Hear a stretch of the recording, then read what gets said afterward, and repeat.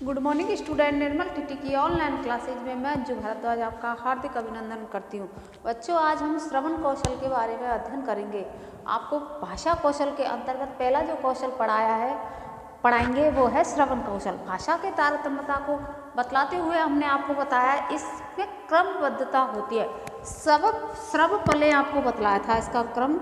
श्रवपले श्रवण कौशल, कथन,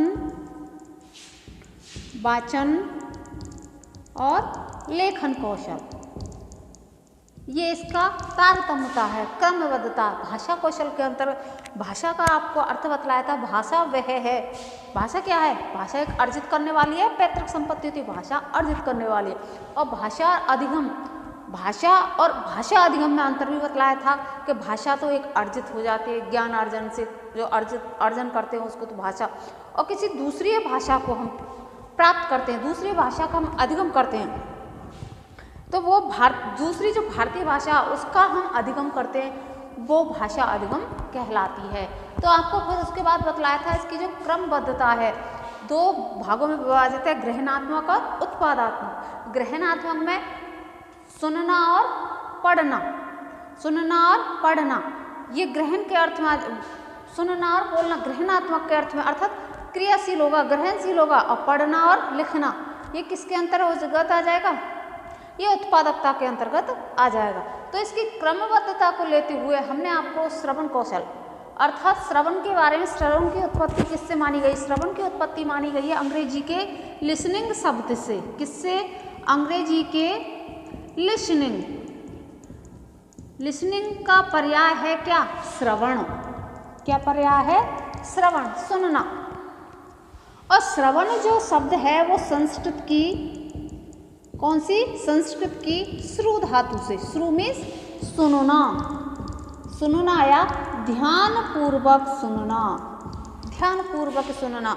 किसी बात को, किसी तथ्य को, किसी मूल्य को ध्यान पूर्वक सुनना, सुन करके मनन करना, मनन सुन करके चिंतन और मनन करते हुए उसे व्यवस्थित रूप में स्थापित करना। फिर उसके बाद आप अपने आचरण व्यवहार में किस प्रकार से उसको संप्रेषित करोगे, वही श्रवण कौशल कहलाएगा। तो आपको सुनना, सबसे पहले हमने कहा कि जो अशुद्धि का कारण है, शुद्धता का, अशुद्धि का पहले जो बालक सुनेगा तो फिर क्या करेगा?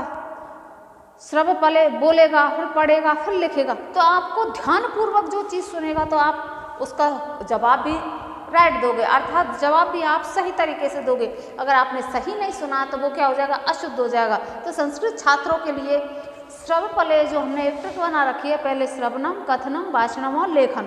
तो आज का जो पहला हमारा जो क्रम है वो है श्रवणम। श्रु धातु से बना है संस्कृत की से, उसका अर्थ होता है सुनना, अर्थात ध्यानपूर्वक सुनना। अंग्रेजी के लिसनिंग शब्द का पर्याय है श्रवण।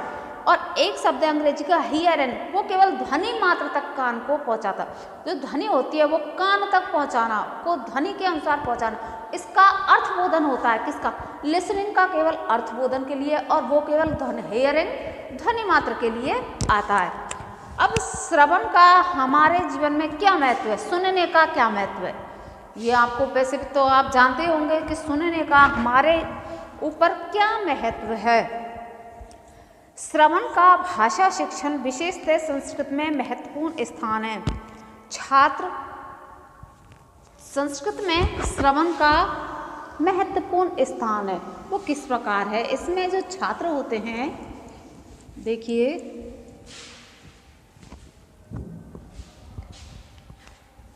छात्र सार्थक ध्वनियों, छात्र सार्थक ध्वनियों, सार्थक ध्वनियों, शब्दों और वाक्यों को सुनकर सीखते हैं। शब्दों और वाक्यों को सुनकर सीखते हैं, सुनकर सीखते हैं। क्या? छात्र सार्थक ध्वनि क्या बोल रहा है, किसकी ध्वनि आ रही है, उसको शब्द और वाक्यों को सुन करके सीखना क्या श्रवण कौशल का महत्व बतला गया है। सार्थक शब्द सुनना, सही शब्दों को सुनना और सुनकर के उनको सीखना, अतः उनमें संस्कृत को सुनने का कौशल का विकास आवश्यक है। तो इसके कुछ महत्व है, सार्थक शब्द ध्वनियों को, शब्दों को और वाक्यों को सुनकर सीखते हैं। अब इसके महत्व के बारे में हम बतलाते हैं आपको। नंबर 1 महत्व। नंबर 1 बालक अपने जन्म काल से ही अनेक सार्थक और निरर्थक ध्वनियाँ आरंभ कर देता है। वह घर में सबको सुनता है, उसके मुख से निकले भरे प्यार की ध्वनियाँ महीने भर उनके सार्थक होने लगते हैं। बालक की अधिकांश भावी शिक्षा श्रवण शक्ति पर आधारित होती है, अतः इस दृष्टि से भाषा सीखने में श्रवण कौशल का महत्व सिद्ध होता है। व्यवहारिक रूप से जो पुस्तकीय लैंग्वेज है उसको छोड़ते हुए हम जो आमतौर पर बतलाया, जो पहला महत्व बतलाया, पहला महत्व का तात्पर्य यह है कि जहाँ बालक जब जन्म लेता है, जन्म काल से जिन ध्वनियों को वो सुनता है उनको ही वो क्या करता है, ग्रहण करता है, उनको ही सुन करके वो उसका अनुकरण करते हुए उस कौशल का अपने आप में डेवलप करता है, अपने आप में विकास करता है। क्योंकि जन्म काल से बालक के ऊपर जो भी प्रभाव पड़ेगा, जो उसके घर वाले हैं, जो उसके परिवार के, उसके आसपास का जो वातावरण है, उसको सुनकर ही उसके महत्व को जानेगा। जैसे वह घर में सबको सुनता है, मुख से जो आप अगर क्रोध की ध्वनि निकालोगे तो बालक डरेगा, तो क्रोध को भी पहचान जाएगा। अगर आप प्यार की ध्वनि को बालक के सामने संप्रेषित करोगे तो बालक प्यार की ध्वनि को सीखेगा। तो वो श्रवण को सीख जाता है कि इस समय मुझे क्रोध से बात की जा रही है या इस समय मेरे से प्यार से पेश आ रहा है। तो ये एक महत्वकारी सिद्ध होता है। ये भी इसका महत्व, जिस भाषा में, जिस लैंग्वेज में आप बालक से बात करोगे, बालक उसी भाषा को ग्रहण करने लग जाएगा। नंबर 2 पॉइंट है इसमें, शिक्षण में शोध कार्य से पता चला है कि शिक्षण में शोध कार्य से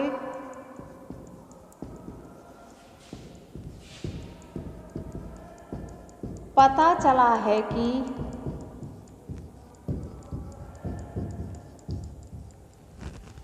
शिक्षण में शोध कार्य से पता चला है कि कुछ बालक पढ़ने की अपेक्षा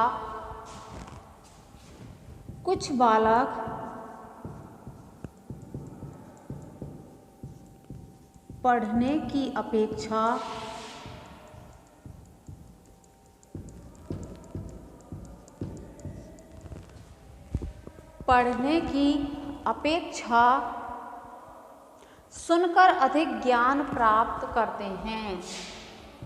सुनकर अधिक ज्ञान प्राप्त करते हैं।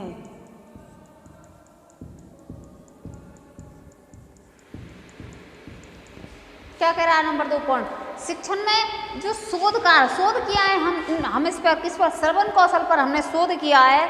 उसमें पता चला है कि कुछ बालक पढ़ने की अपेक्षा, बालक पढ़ेगा नहीं, किस पर अधिक महत्व देता है, सुनकर अधिक ज्ञान प्राप्त करने का प्रयास करता है। उसमें श्रवण कौशल में पढ़ेगा नहीं उसको, पर जिस किसी, कहते हैं ना कि प्रत्यक्ष देखा हुआ ज्ञान या सुना हुआ कितना % याद रहता है, लिखा हुआ कितना % याद रहता है, और दोनों का कितना तो कुछ रेशो लगा रखा है, 10%, 90%, 80%, 50%, उस हिसाब से। तो इसमें शोध से पता चला है कि बालक पढ़ने की अपेक्षा सुनकर अधिक ज्ञान प्राप्त करता है। तो आप जैसे आप वर्तमान में जो ऑनलाइन क्लास लग रही है आपकी, तो उसमें आप हमारी आवाज़ को केवल सुन ही तो रहे हो। अगर आपने ध्यानपूर्वक ये चीज़ सुनी है तो आपको हो सकता है आपको भी बजाय देखने के सुन कर के अच्छे से याद हो। तो ये कैपेसिटी के ऊपर फर्क पड़ता है कि आप किस प्रकार से एक शिक्षण कार्य कर रहे हो। अगला जो पॉइंट है इसका वह है शैक्षिक अनुसंधान के ज्ञान कोश में शैक्षिक अनुसंधान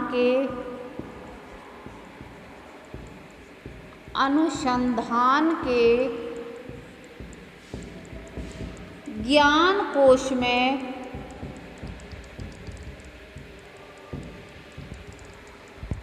शैक्षिक अनुसंधान के ज्ञान कोश में श्रवण के संबंध में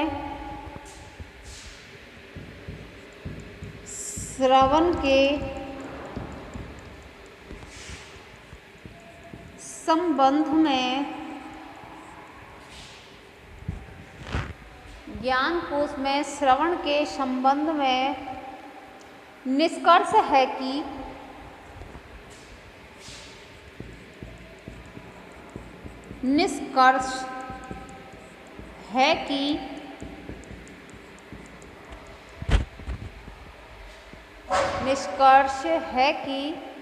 प्राथमिक स्तर पर शिक्षक की बात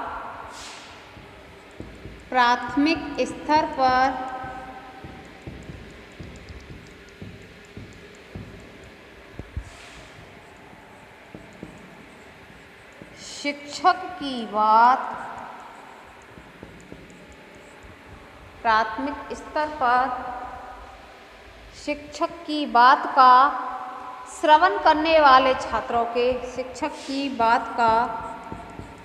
श्रवण करने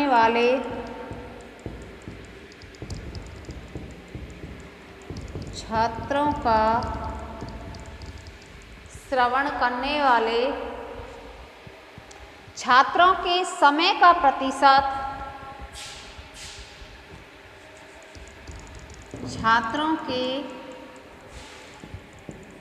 समय का प्रतिशत 58% है। छात्रों के समय का प्रतिशत 58 है और यह प्रारंभिक स्तर पर 84% हो जाता है और यह प्रारंभिक स्तर पर 84% हो जाता है। क्या करें? शैक्षिक अनुसंधान ज्ञान कोश में शिक्षा अनुसंधान है, उसके ज्ञान कोश में श्रवण के संबंध में निष्कर्ष है। श्रवण जो कौशल है उसके बारे में बतलाया गया है कि प्राथमिक स्तर पर शिक्षक की बात का श्रवण करने वाले छात्रों के समय का प्रतिशत कितना है? 58% है। जो प्राथमिक स्तर पर जो शिक्षक पढ़ाते हैं, बालकों को जो ज्ञान प्रेषित करते हैं, वो छात्रों का समय का प्रतिशत, वो छात्र उस समय कितना परसेंट सीखते हैं? वो कितना परसेंट है? 58%।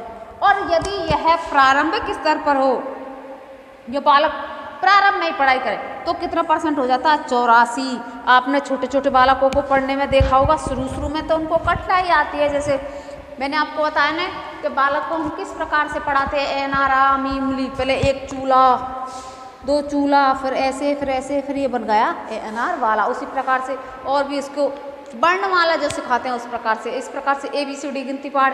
पर प्रारंभिक स्तर पर पहले तो बालक सीख जाएगा खुशी में, थोड़ी सी कठिनाई भी आ सकती है और सीख भी जाएगा, पर उस समय बालक का स्तर कितना हो जाएगा? 84% हो जाएगा। ये शैक्षिक अनुसंधान के अनुसार बतलाया गया है कि प्राथमिक स्तर पर तो बालक का जो छात्रों का ज्ञान है, श्रवण करने की जो क्षमता है, वो कितनी परसेंट हो गई? 58%। और प्रारंभिक स्तर पर छात्रों की ये कितना परसेंट होगा? ये 84% होगा। क्यों? उस समय बालक में उत्साह रहता है, जोश रहता है। सारे बालक साथ में समूह में बुलवाते हैं ना, ANR वाला, आम वाला, फिर उसमें गिनती, पहाड़े और जो भी अंग्रेजी की मीनिंग वगैरह है, तो बालक समूह में बैठकर एक साथ जब बुलवाते हैं तो बालक का ज्ञान डेवलप कितना हो जाता है? सुन करके ही।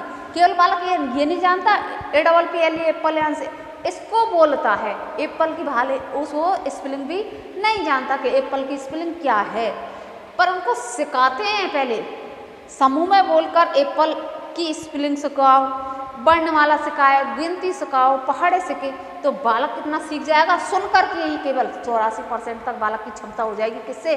श्रवण कौशल के माध्यम से। तो प्राथमिक स्तर पर 58% और प्रारंभिक स्तर पर बालक का ज्ञान श्रवण कौशल में कितने परसेंट हो जाता है? 84% हो जाता है। ये किसके अनुसार है? शैक्षिक अनुसंधान के अनुसार। अगला जो महत्व है वह है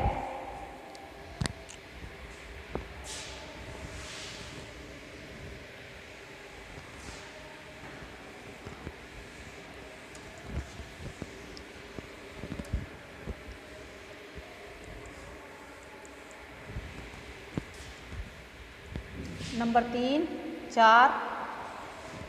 अगला जो महत्व है वह है समय के अतिरिक्त भी निष्कर्ष निकाला गया है। समय के अतिरिक्त भी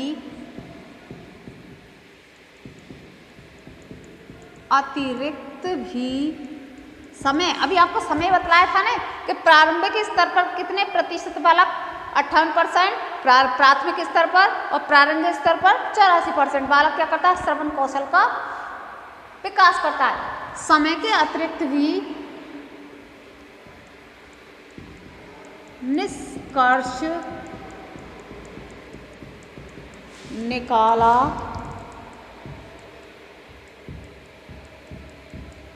जाता है। समय के अतिरिक्त निष्कर्ष निकाला गया है जिससे यह ज्ञात होता है कि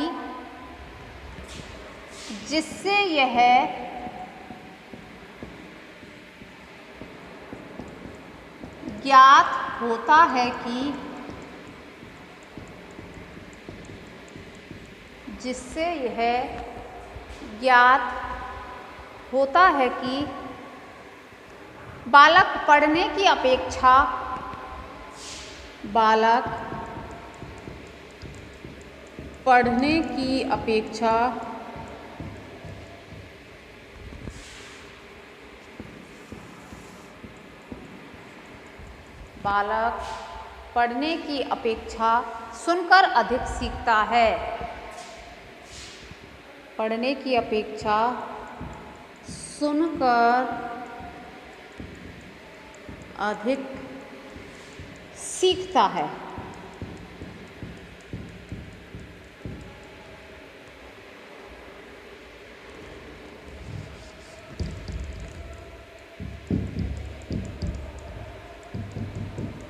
क्या बतलाया है इसमें? समय के अतिरिक्त भी निष्कर्ष निकाला गया है जिससे यह ज्ञात होता है कि बालक पढ़ने की अपेक्षा सुनकर अधिक सीखना, किसकी अपेक्षा?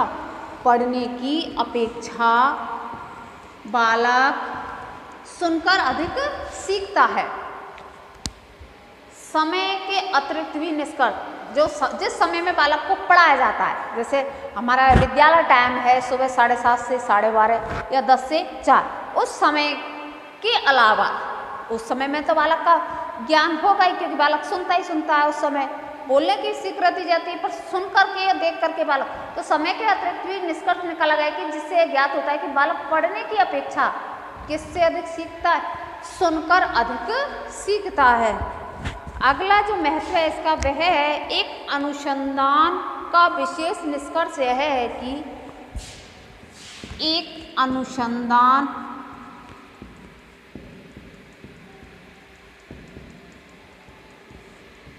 का विशेष निष्कर्ष है कि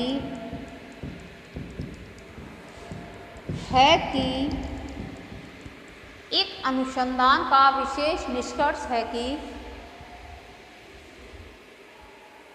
श्रेष्ठ श्रोता श्रेष्ठ बुद्धि वाला होता है। श्रेष्ठ श्रोता श्रेष्ठ बुद्धि वाला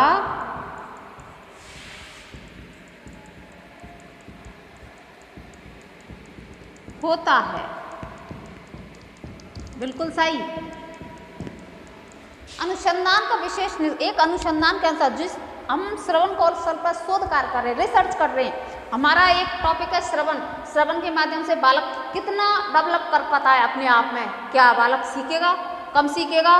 पठन कौशल और लेखन कौशल के अलावा या वाचन के अलावा? तो इसके ऊपर रिसर्च पाया गया है कि एक श्रेष्ठ श्रोता, श्रेष्ठ जो श्रोता है वो श्रेष्ठ बुद्धि वाला होता है। सुनकर के उसने कितना डेवलपमेंट किया, सुनकर उसको कितना ग्रहण किया, कितना उसको याद रहा।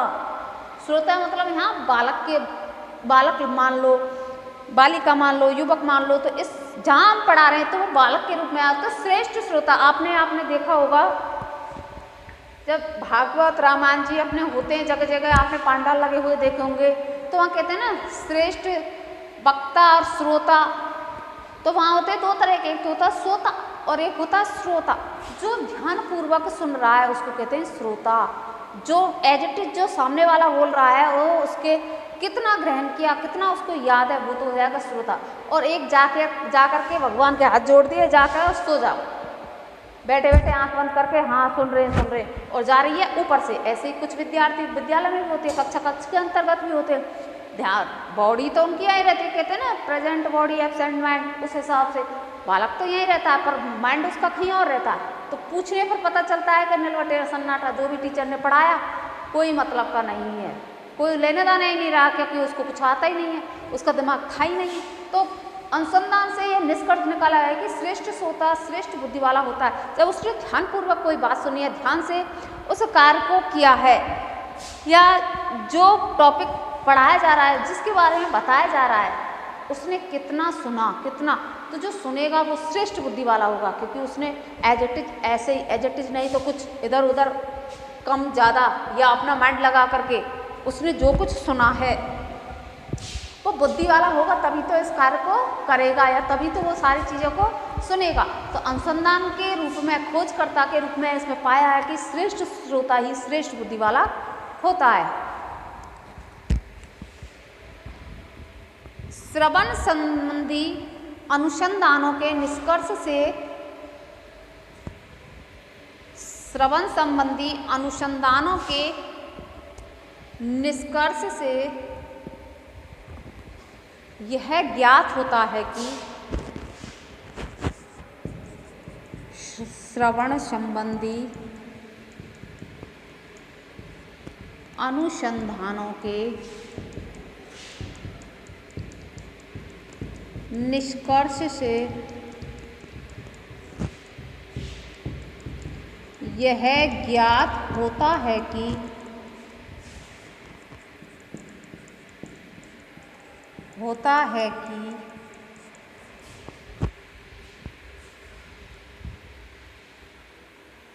भाषा सीखने में श्रवण का महत्व है।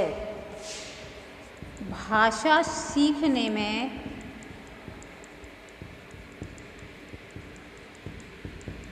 श्रवण का महत्व है।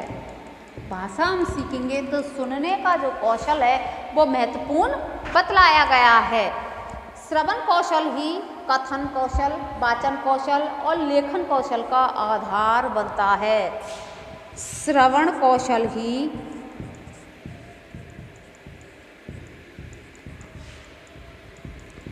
कथन कौशल, वाचन कौशल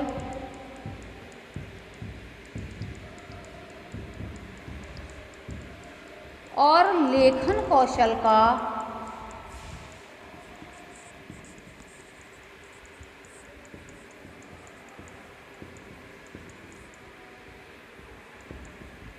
आधार बनता है।